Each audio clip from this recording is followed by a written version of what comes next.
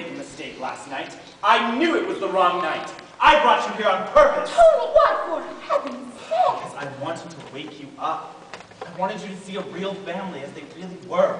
One that loved and understood each other. You don't understand me. You never had the time. Well, I'm not going to make your mistake. I'm clearing out. Clearing out?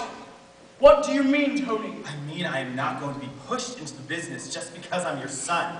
I'm getting out while there's still time. But what will you do, Tony? I don't know. Maybe I'll be a bricklayer. But at least it'll be doing something I want to do. Oh, that must be the cab. Tell him to wait a minute, Ed. Grandpa. Well, do you mind, Alice?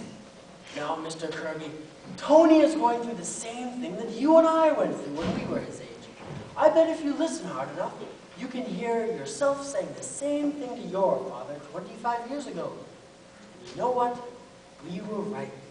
How many of us would be willing to settle when we're young with what we eventually get? All those plans we make, whatever happens to them, there's only a handful of the lucky ones that get to look back and say they even came close. So before they clean out that closet, Mr. Kirby, I think I'd get in a few good hours on that saxophone. Oh! Before I make the blintzes, how many will there be for dinner? Oh, Your Highness, may I present Mr. Anthony Kirby and Mr. Kirby Jr., the Grand Duchess Olga Katrina. How do you do? How's that? Before I make the blintzes, how many will there be to dinner? Oh, I'd make quite a sack of them, Your Highness. Can't ever tell. Good. The Tsar always said to me, Olga, do not be stingy with the blintzes. I beg your pardon, Mr. Vanderhoff. Who did you say that was? The Grand Duchess Olga Katrina. She's cooking dinner. Oh, and speaking of dinner, why don't you and Tony both stay? Oh, please do, Mr. Kirby. We've got all that food we were going to have last night. I mean, tonight. Well, what do you say? It sounds like a lovely dinner. And it'll give us a chance to get acquainted. Why not stay? How about it, Father? Are we staying for dinner? Well, if you'd like to, Tony, then I'd like to very much. Now if Alice would just send away that cab, Mr. Vanderhoff. Well, what do you say, Alice? It's going to be a lovely crowd. Don't you think you ought to stay for dinner? I'm staying, Alice. The families ought to get to know each other, don't you think? Oh, Mr. Kirby. Tony. Oh, Tony. Oh, Grandpa, you're wonderful. Oh, I've been telling you that for years. Here's a letter for you, Grandpa. It was in the icebox. Oh, the government again.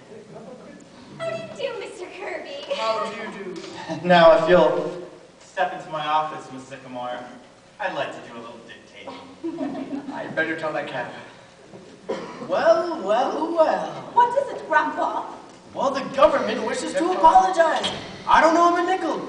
It seems I died 8 years ago. Grandpa.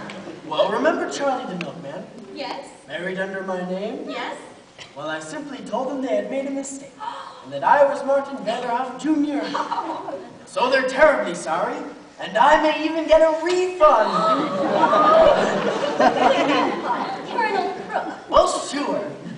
I beg your pardon, Mr. Vanderhoff, but how did you say you escaped income tax? Tonight, my friends, you are going to eat. How do you do? How do you do? Fine, fine, glad to see you. What has happened? Oh, he's relaxing. That's right, play something, Ed. Dance me, Mr. Kirby. And forever in peace may you reign. Everything will be ready in a minute. You can sit down. Come on, everybody. Dinner's ready. Oh, come join us for dinner, Mr. Kirby. Oh, I'm coming. Essie, stop dancing and come to dinner.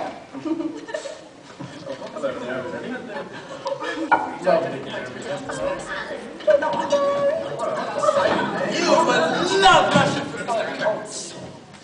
Oh, but you must be careful of your indigestion. Nonsense, I haven't any indigestion. So, Miss Sycamore, How was your trip to the Adirondacks? Shut your face, Mr. Kirby. Now, Ibrasha, sit down to Quiet, everyone, quiet. Well, sir, here we are again. I just want to say thanks for everything that you've been doing for us. Things are going along very well. Alice is going to marry Tony. It seems like they're going to be very happy. We want to keep our house. Oh, the fireworks did blow up, but that was Mr. DePinna's fault. Not yours. Now, as we want to keep our health, as far as anything else is concerned, we'll leave that up to you. Thank you. Well,